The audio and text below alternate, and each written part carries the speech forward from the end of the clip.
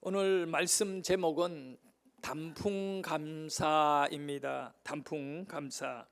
가을을 상징하는 단어가 있다면 그것은 바로 단풍일 것입니다. 교회 뒷배경, 강단 뒷배경도 단풍으로 가득 채워졌습니다. 나무에 달려있는 아름다운 단풍은 겨울이 오면 나무에서 떨어져서 이제 나무 아래쪽으로 내려오게 되면 낙엽이 됩니다. 그러나 지금은 무르익은 절정의 늦가을을 우리가 보내면서 정말 행복한 인생을 살 수 있는 그런 인생의 베이스, 기초가 뭔가 했을 때 그것은 바로 행복한 사람과 불행한 사람의 차이는 딱 한 가지인 것 같습니다. 행복한 사람은 내게 있는 것을 감사하며 살아가는 사람은 행복합니다. 내 주위에 가족이 있고 내 주위에 좋은 친구가 있고 교회가 있고 내가 믿음을 갖고 살아감이 감사의 조건이 된다면 그분은 돈이 부족하고 건강이 연약해도 감사의 삶으로 자신의 모든 인생을 행복하게 만들어 갈 수 있습니다. 바꾸어서 불행한 사람은 누구입니까? 많은 것을 가지고 있을 수도 있고 또 가난하게 살 수도 있겠습니다만 불행한 사람의 특징은 자기에게 없는 것을 불평하고 원망하고 그렇게 살아가는 인생이 바로 불행한 인생입니다. 여러분은 행복합니까? 여러분은 불행합니까? 오늘 우리가 이 가을의 어떤 계절을 맞이하며 이 가을이 우리에게 던져주는 축복이 있다는 겁니다.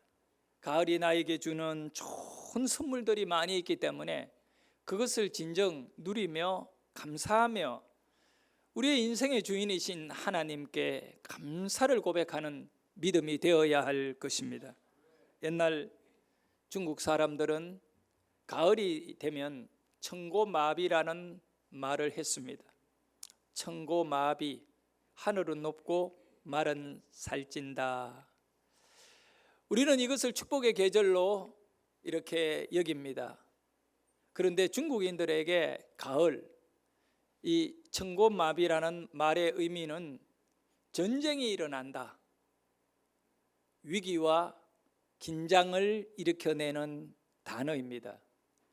중국 북쪽에는 그들이 말하기를 오랑캐라고 하는 유목민, 흉노족이 있습니다. 지금은 이 흉노족이 거의 사라졌습니다만은 이 중국 북경이나 이 중국 쪽에서 가장 골칫거리가 바로 북쪽에 있는 유목민들입니다. 그들은 여름 내내 말을 초원에 방목하며 키우면서 유목 생활하면서 이렇게 말을 살찌우게 됩니다. 그리고 가을이 되면 그 살찐 힘 있는 말을 타고 전쟁을 하게 되는 거예요. 그리고 남쪽에 내려와서 식량을 다 빼앗아가고 아이들을 이렇게 탈취해가고 여인들을 잡아갑니다. 골칫거리예요. 가을이 되면 어김없이 살찐 말을 타고 쳐내려오는 유목민들이 있었기에 그걸 막으려고 이렇게 만리장성이라고 하는 엄청난 장벽을 성을 쌓잖아요. 그것이 바로 청고마비, 가을에 살찐 말이 생긴다, 전쟁이 일어나니 긴장하라. 그래서 그들은 가을을 긴장의 어떤 그런 계절로 보았던 겁니다. 우리나라는 너무 아름다운 사계절을 가진 나라입니다. 어떤 나라에는 가면요 계속 눈만 내려 있습니다. 아이슬란드라고. 뭐 눈밖에 없는 겁니다. 1년 내내. 근데 어떤 열대지방 적도 가까이에 가면 1년 내내 30도 40도 이상 올라가는 더위입니다. 더위. 그런데 정말 이 한반도는 봄과 여름, 가을, 겨울이 계속 자연의 지서를 따라 바뀌면서 아름다운 계절마다의 색깔을 달리하며 이렇게 우리들의 삶을 축복해 주고 있습니다. 계절을 나이로 한번 이렇게 생각해 봤습니다. 봄은 시작이잖아요. 그러니 청년의 시대입니다. 청년들은요, 뭐든지 도전해보고 시작해볼 수 있는 패기와 용기가 있잖아요. 이 봄의 계절입니다. 7월 뭘 뿌릴 것인가, 어떤 농사를 지을 건가, 봄에 기획되고 시작되어지는 겁니다. 시작의 계절 봄입니다. 아마 여기 앉아있는 많은 분들은 이미 그 시절은 다 지나갔습니다. 돌이킬 수 없는 겁니다. 그리고 여름은 30, 40대입니다. 아주 불타오르는 정말 열정의 시기 아니겠습니까? 자라나고요, 막 성장하고 열매를 익어가는 그런 30, 40대 좋은 시대이죠. 그리고 이제 가을은 50, 60대라고 볼 수 있습니다. 가을은 이 열매를 정리해야 할 때입니다. 예. 저는 가을입니다. 이 가을을 잘 누려야 되지 않을까 생각합니다. 하나님은 가을을 아름답게 만드십니다. 여러분이 50, 60대가 되면 여러분의 모습도 단풍과 같이 멋진 모양이 되고 삶이 되어야 된다고 믿습니다. 이제 겨울이 또 마지막 계절이지요. 겨울은 모든 것을 다 던져버리고요, 예? 나무는 열매도 잎도 내려놓아야 되는 것이 겨울이잖아요. 70, 80, 90 누군가가 그러더라고요. 인생을 살다가 재수 없으면 100살 넘게 살게 된다. 예. 하여간 100세 시대가 우리가 불과 20년 전만 해도 먼 얘기인 줄 알았습니다. 보험회사에서 100살까지 건강을 유지해야 되니까 그 100살까지 보험 가입하라고 할 때 속으로 웃었습니다. 그런데 그것은 이제 현실이 되었습니다. 얼마 전에도 우리 이영근 권사님 어머님이 90이 헐썩 넘어가지고 소천하셨잖아요. 그야말로 재수 없어 100살 사는 것이 아니라 일반적으로 여러분은 100살을 살게 될 것입니다. 단 한 가지 옆에 분에게 이야기합니다. 특별한 일이 없으면 100살까지 살 겁니다. 예, 특별한 일, 교통사고라든가 뭐 길 가다가 어디서 돌멩이가 날아와가 내 머리를 때린다든가 이런 일이 없으면 100살까지 무난히 살 겁니다. 건강만 잘 미리미리 검진하고 체크하면 그렇게 되지 않겠어요? 근데 이제 이 가을에 무르익은 가을, 그리고 겨울이 되면 7, 8, 90대는 겨울의 특징이 뭡니까? 날씨가 춥고 모든 것이 이렇게 움츠러들이잖아요.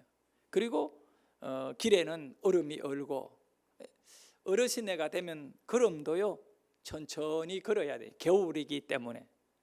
겨울을 겨울인 줄 모르고 뛰어가면 넘어집니다. 넘어지면 다칩니다.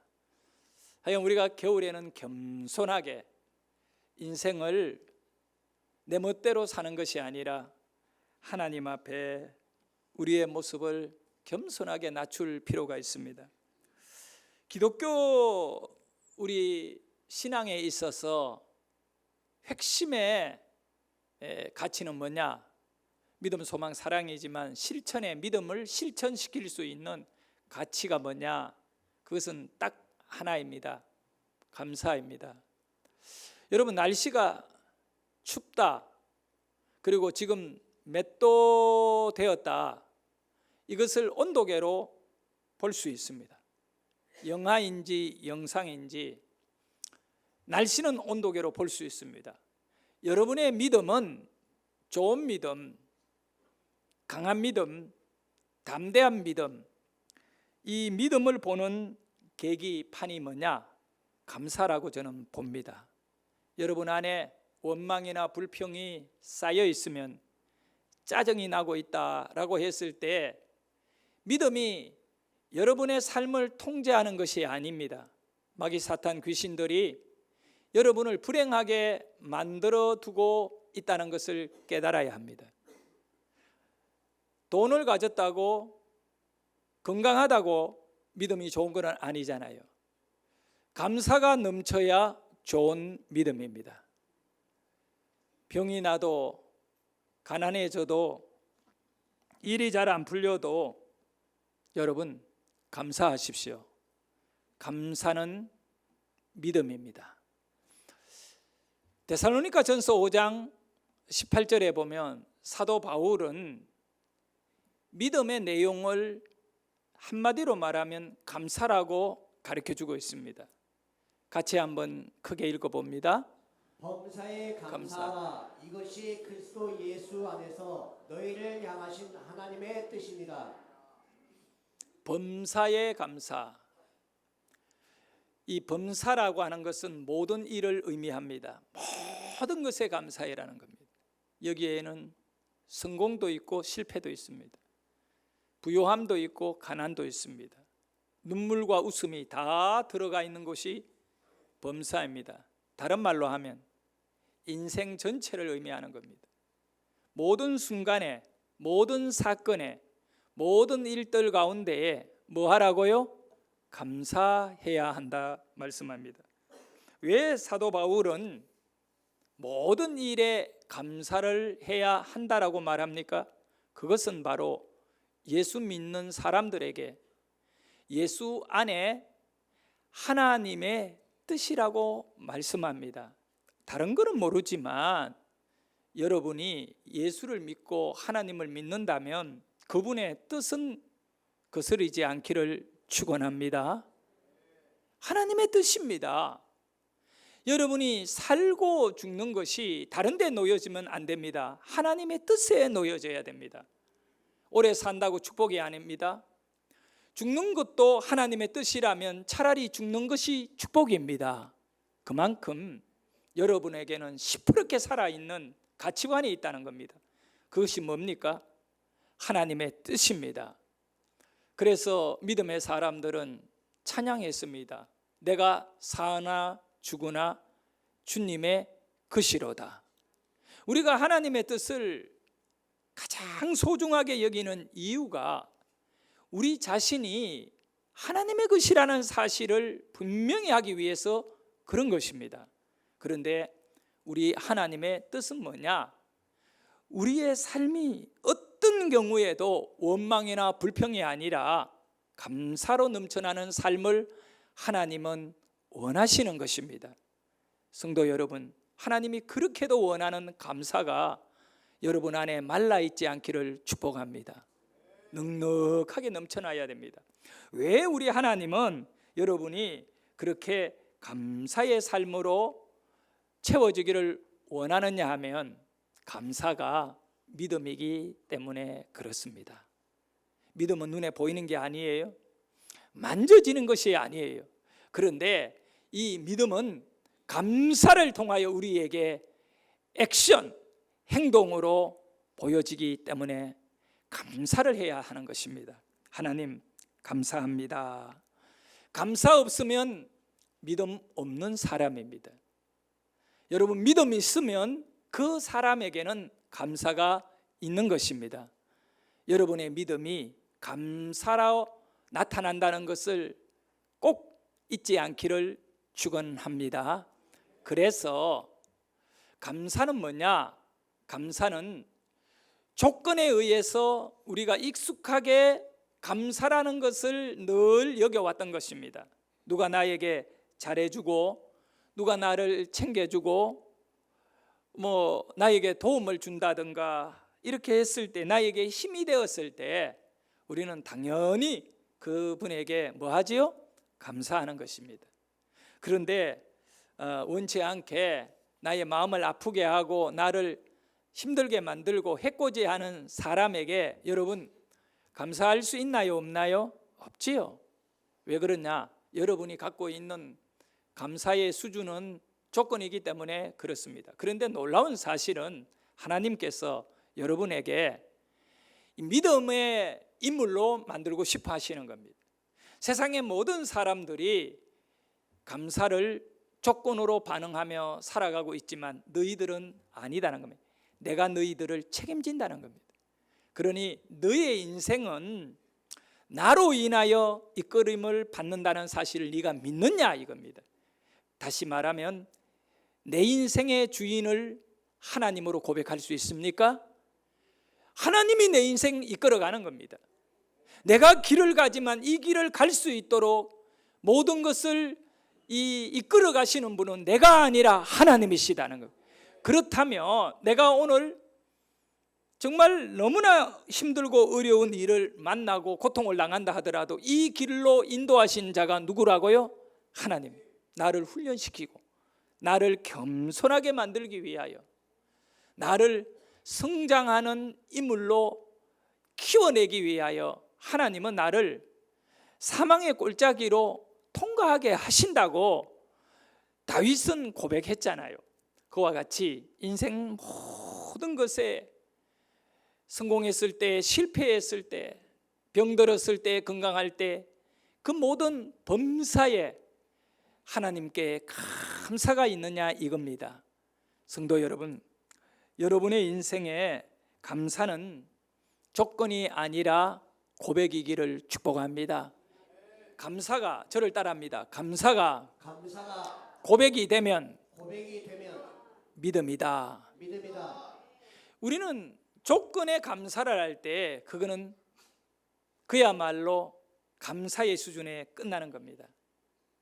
그러나 감사가 조건이 아님에도 불구하고 감사를 끝까지 지켜낼 때 그것은 믿음을 지키는 것이고 믿음의 능력으로 살아가는 성도인 것입니다.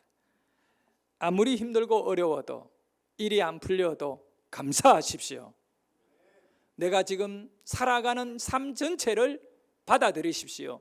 그리고 내 인생의 주인은 내가 아니라 하나님이심을 잊지 말고 하나님은 반드시 성경의 약속대로 우리는 그 말씀을 붙잡고 살아가자고요. 모든 것이 합력하여 선을 이루느니라. 여기 선이라는 것은 좋은 것을 의미합니다. 모든 것이 합력한다는 것은 안 좋은 것, 좋은 것, 그 어떤 것이든 간에 이것이 다 뭉쳐져서 결국은 뭘 만들어낸다고요? 좋은 것을 만들어냅니다. 사랑하는 성도 여러분, 여러분은 하나님을 믿는 사람이기 때문에 절대로 망하고 싶어도 망할 수 없는 자임을 믿으시기를 바랍니다. 옆에 분에게 한번 이 좋은 날에 한번 입술을 열어 고백합니다. 나는 망하고 싶어도 망할 수 없는 사람입니다고 한번 고백해 봅시다. 정말 그 믿음대로 세상의 모든 사람들이 망하는 것을 너무 두려워하고 있습니다. 가난해지지 않을까, 병들지 않을까, 이런 염려와 걱정 속에 두려움 갖고 살아갑니다. 그런데 믿음이라는 것이 내 안에 들어오게 되고 그 믿음이 나를 완전히 채울 때 우리는 망할 수 없는 존재인 거 압니다. 아무리 힘들어도 고통스러웠고 실패해도요 망할 수 없는, 왜냐하면 하나님이 우리를 건져주시고 하나님이 우리를 살려주십니다. 오늘 우리가 읽었던 본문 고린도전서 10장 10절에서 12절 말씀에는 두 가지를 담고 있습니다. 첫째, 네가 힘들고 어려울 때 원망하지 말라. 둘째, 마지막 12절에는 뭐라고 얘기하느냐? 네가 성공했을 때 교만하지 말라. 그런데 놀라운 사실은 원망과 불평하지 말라는 것은 뭐 하라는 얘기입니까? 감사하라는 거잖아요. 그리고 교만하지 말라는 것은 뭐 하라는 겁니까? 교만하지 않으면 감사하는 거잖아요. 교만한 사람은요 감사 몰라요. 자기 잘난 것이 전부예요. 다시 한번 그 뜻을 알고 10절에 보면 원망, 불평은 뭘 의미하는가? 멸망받는, 감사가 사라지는 순간에 우리는 멸망당하는 겁니다. 자, 우리 한번 읽어봅니다. 시작. 그들 가운데 어떤 사람들이 원망하다가 멸망시키는 자에게 멸망하였나니 너희는 그들과 같이 원망하지 말라. 그들에게 일어난 이런 본보기고 또한 말세를 만난 우리를 깨우치기 위하여 괴롭되었느니라. 그런즉 선줄로 섰던 자는 넘어질까 조심하라. 아멘. 어떤 사람들은 원망하다가 망했다고 말씀합니다. 자, 망하는 사람의 특징은 뭐라고요? 원망하는 것입니다. 마지막 12절에 보면 또 그런즉 선 줄로 생각하는 자는 넘어질까 조심하라. 이게 섰다는 말은 성공했다는 것입니다. 부자가 되고 권력을 가지고 하는 일이 그냥 순탄하게 잘 되고 있다는 겁니다. 그렇게 잘 풀릴 때, 성공했을 때에 넘어질까 뭐 하라고요? 조심해라. 여러분, 성공한다는 것 자체가 쉬운 일은 아닙니다. 참 어렵습니다. 그런데 더 중요한 사실은 그 성공을 끝까지 지켜내고 유지하는 것 또한 매우 어려운 것입니다. 여러분들은 성공하셔야 됩니다. 신앙을 꼭 끝까지 성공하셔야 돼요. 그리고 가정의 자녀들이나 건강, 그리고 경제활동, 직장, 사업처 모든 일에 성공이 있기를 소원합니다. 그런데 그런 성공을 신앙까지도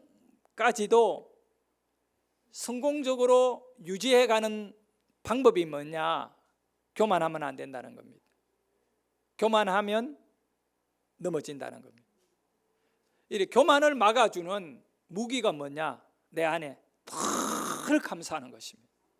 재벌이 되더라도요, 하루를 시작하면 이 하루의 삶이 하나님이 내게 주는 놀라운 선물이라는 사실을 알고 사는 인생이 되어야 됩니다.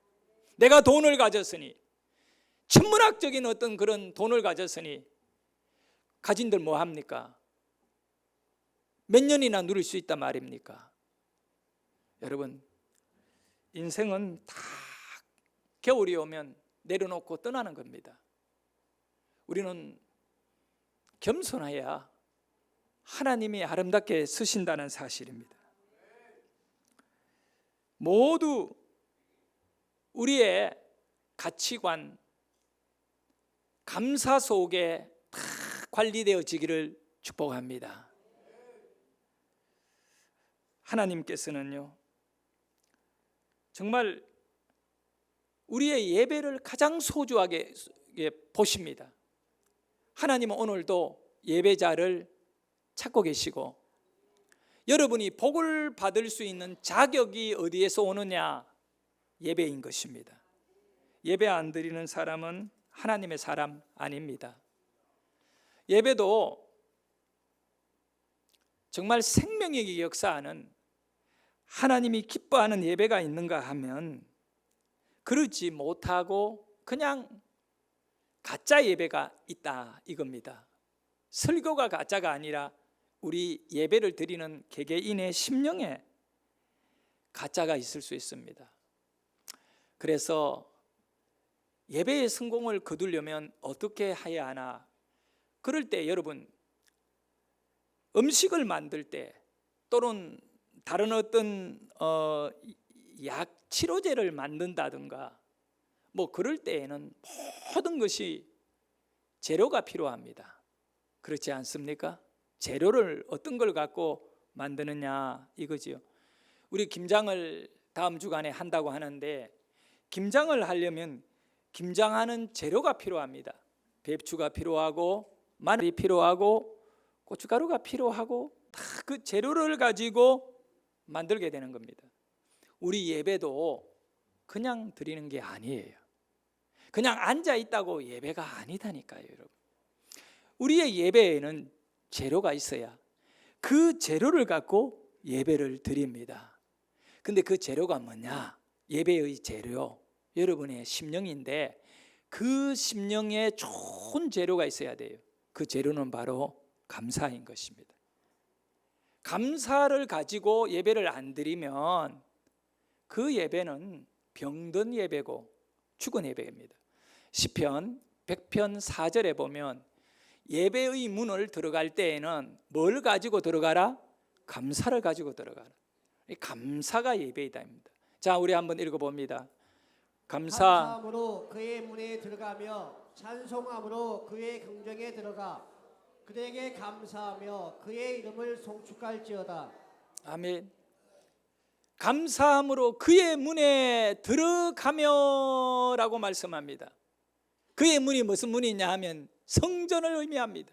성전의 문에 들어가 찬송하고 예배 드릴 때에 그의 이름, 여호와의 이름, 주님을 예배할 적에 그 예배자의 마음은 원망이나 불평이나 실패나 성공 이거를 가지고 들어가면 안 된다는 겁니다. 어떤 사람은 너무 힘들어가지고 찢어진 마음을 갖고 이 상처를 치료해달라고 하나님께 들어가는데 그거 제로가 되면 안 된다는 겁니다. 물론 그것은 하나님이 책임져 주겠지만 어떤 사람은 너무나 성공해서 기뻐가지고 이 하나님 앞에 감사합니다 뭐 이렇게 한번 성공을 내놓기 위해 예배로 들어간다. 그것도 안 된다는 겁니다. 성공도 실패도 다 아닙니다. 예배의 문고리는 감사의 심령을 갖고 그 문을 열고 들어가야 된다는 겁니다. 하나님 고맙습니다. 하나님 감사합니다. 하나님 내가 하나님 때문에 살아갑니다. 세상은 죽을 맛이지만 하나님 때문에 내가 살아갑니다. 할렐루야. 하나님입니다. 여러분에게 오늘 이 가을에 단풍이 붉게 물뜨듯이 정말 감사가 심령에 물든다면 여러분은 반드시 영적으로 성공하는 인물이 될 것이고 하나님이 들어서는 기적의 주인공이 될 거라 믿습니다. 여러분에게 향하신 하나님의 뜻 그것을 이루기 위해 여러분의 재료를 분명히 가져야 됩니다. 요즘 전쟁이 여러 곳에서 일어나는데 결국은 무기 얼마나 첨단 무기들을 장착하고 그걸 갖고 활용하느냐 이것이 중요한 거잖아요. 그러듯이 오늘 신앙의 무기는 뭐냐? 다른 거 아니에요. 바로 감사인 것입니다. 여러분 안에 최고의 감사가 넘쳐나기를 축복합니다. 그래서 선줄로 생각하느냐? 넘어질까 조심하라. 이 말은 항상 겸손하라는 겁니다. 누가복음 12장 19절에 보면 이제 부자가 농사를 짓고 창고에다가 식량을 가득 이렇게 저장해 놓고요. 그가 이런 얘기합니다. 내 영혼아 여러 해설 물건을 많이 사두었으니 평안히 쉬고 먹고 마시고 즐기고 놀자. 교만에 빠진 것입니다. 여기에 창고에 넉넉히 쌓아두었으니 나는 이제 즐길 수 있다고 하는 생각이 잘못된 겁니다. 이게 누구 겁니까? 그날 밤에 하나님이 이 사람에게 얘기합니다. 어리석은 부자야. 그의 이름은 어리석은 부자였습니다. 여러분이 그렇게도 좋아하는 부자입니다. 그런데 그는 어리석은 자입니다. 오늘 밤에 네 영혼을 내가 거두어 갈 것인데 네가 쌓아둔 그 모든 것이 누구의 것이 되겠느냐? 너의 것 아니야. 너의 것이 아니야. 내가 너를 살려주니 네가 먹을 수 있는 거 아니냐 이겁니다. 성도 여러분, 우리는 감사가 뭔지를 꼭 정립해야 됩니다. 자, 감사는 기억이고 고백인 것입니다. 감사는 뭐라고요? 기억이고 기억하는 것입니다. 모든 것을 기억하되 그 기억의 중심에는 하나님을 기억하는 것입니다. 내가 살아온 내 인생의 모든 것은 하나님께 감사하는 기억을 해야 됩니다. 그리고 감사가 기억이면서 그 기억을 갖고 뭘 한다 그러지요? 고백을 하는 거예요. 하나님 고맙습니다. 감사합니다 하고 고백하잖아요. 우리말로는 감사합니다 그렇게 말하잖아요. 그 말이 순수한 우리말은 고맙습니다 라고 하는 단어에서 이 감사가 있는 거예요. 고맙다. 영어에는 땡큐라는 말도 표현이 될 수 있는데 근데 그 고맙습니다 라고 하는 말은 우리 옛날에 순수한 우리 이 말 중에 이런 말이 있어요. 정말로 내가 은혜를 받았고 소중한 사람을 부를 때 아빠, 엄마 뭐 이렇게 가족을 부르잖아요. 그런데 고마라고 부르는 사람이 있었다는 겁니다. 고마는 잊을 수 없는 내 삶의 소중한 사람을 뭐라고 한다고요? 고마라고 했대요. 이 고마가 이제 단어가 발전하면서 고맙습니다. 당신은 나에게 너무 소중한 사람이라고 하는 그 의미를 가진대요. 여러분 모두는 정말 주위 가족들을 고마로 여길 수 있기를 축복하고 우리는 감사가 넘치는 인생이 되었으면 좋겠습니다. 말씀을 이제 어느 정도 정리합니다. 오늘 설교가 단풍 감사입니다. 가을은 단풍이 상징되어지잖아요. 그런데 이 단풍이 만들어지는 원리는 간단합니다. 엽록소라고 하지요. 잎을 파랗게 만들어내는 그런 광합성 작용을 통하여 결국은 햇볕을 통하여 이렇게 엽록소가 생산이 되고 나무가요 푸르게 이렇게 색깔을 드러내면서 싱싱하게 만들어줍니다. 그런데 가을이 되잖아요. 가을이 되어 찬바람이 불기 시작하면 이 파란 잎의 나뭇잎은 붉고 노란 잎으로 바뀌어지는 것입니다. 왜 그러냐 하면 이제 찬바람이 부니까 나무 자체가 겨울을 준비하는 겁니다. 그대로 파란 잎을 유지하고 계속적으로 물을 공급받게 되면 얼어 죽어버리거든요. 자기의 죽음을 견뎌내기 위해 나뭇잎에 더 이상 어떤 물을 올리지를 않는 겁니다. 그렇게 되면 이 나뭇잎은 광합성 작용을 중단해버리고 대신에 그 나뭇잎 속에 활성화되는 안토시아닌이라고 하는 이 성분과 그리고 카로티노이드라고 하는 이 화학 성분이 활성화가 되어버린대. 그러면 얘네들이 높아지면 당도가 올라가면서 나뭇잎은 이렇게 이 붉은색을 띠게 된다고 합니다. 그래서요 이 단풍을 메이플이라고 하잖아요. 이 메이플은 캐나다에 가면 마트마다 이 케이크 같은 이 빵 위에다가 꿀을 뿌려 먹는데 가장 유명한 제품이 캐나다 가운데 메이플 시럽입니다. 캐나다인은 단풍을 너무 좋아합니다. 단풍에서 설탕을 뽑아가 시럽을 만들어 먹고 캐나다를 상징하는 국가의 국기에 단풍이 아마 들어가는가 그렇습니다. 캐나다는 단풍입니다. 그런데 캐나다 사람들의 단풍 사랑을 능가하는 우리 대한민국 사람들의 단풍을 사랑함이 넘칩니다. 여러분 한자로 단풍은요 이 두자이지만 여기에 품고 있는 의미가 아주 확고해요. 붉을 단을 쓰고 단풍나무 풍자를 쓰고 있거든요. 뭐 우리는 불다는 의미는 당연히 알지요. 그런데 이 단풍나무 풍은 뭐냐? 단풍나무 풍. 그럴 때 이 풍자를 분석해 보면 알게 돼요. 그 단풍나무는 왜 만들어지는가? 왜 이렇게 생기느냐 하면 나무 목자에다가 바람 풍자가 합쳐져서 단풍나무 풍자가 되거든요. 그 말의 의미는 단풍나무는 무엇이 역사해야 단풍이 된다고요? 바람이에요. 바람. 기후가 5도 이하로 떨어지게 되면 이제 엽록소가 줄어버리고 안토시아닌이 활성화되면서 붉은색의 단풍이 만들어지거든요. 바람의 영향력입니다. 가을에 이 단풍이 만들어지고 겨울 되면 잎이 다 떨어지잖아요. 저는 어릴 때 우리 집 앞에 아주 내가 안기도 버거울 정도의 큰 감나무가 하나 있었습니다. 마당에요.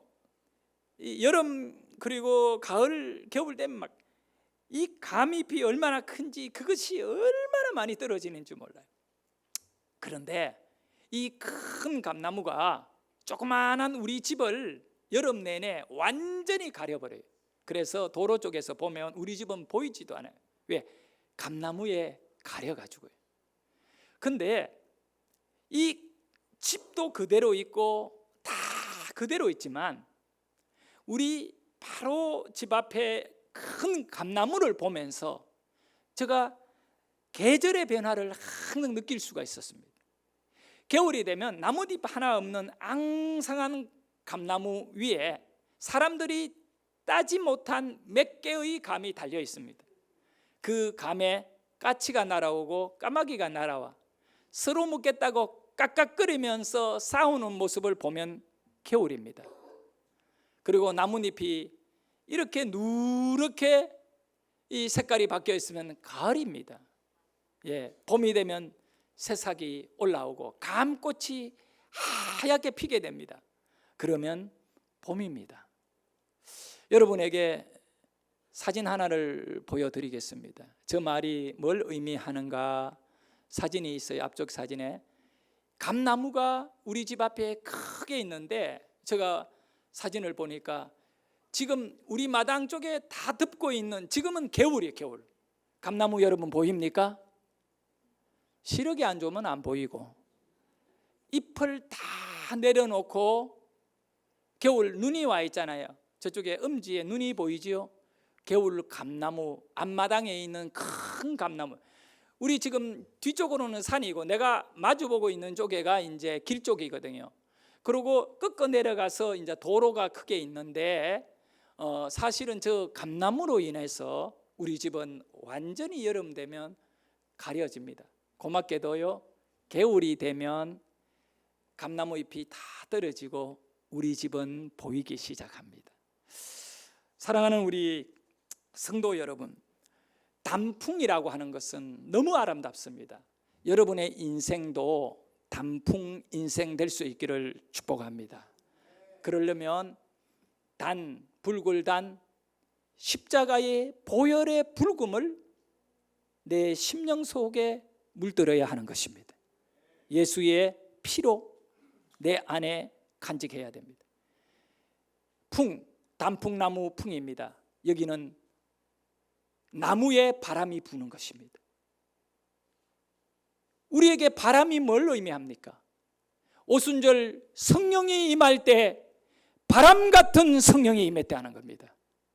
여러분, 성령은 바람같이 우리에게 임하시는 것입니다. 눈에 보이지는 않지만 실체가 존재하잖아요. 바로 여러분이 가장 아름다운 인생이 되기 위해 십자가의 붉은 보혈과 함께 성령이 여러분에게 임해야 여러분의 인격이 변하고 여러분의 삶의 가치관이 바로 세워질 수 있고, 결국은 믿음의 큰 능력을 가지게 되는 줄 믿으시기를 바랍니다.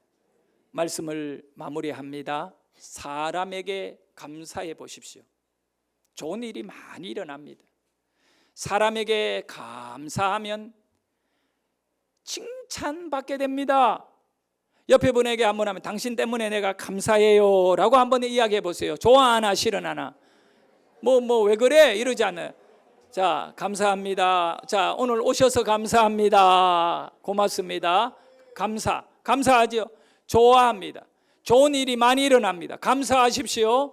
여러분에게 귀한 일이 많이 일어나고 칭찬을 받게 된 것을 아셔야 됩니다.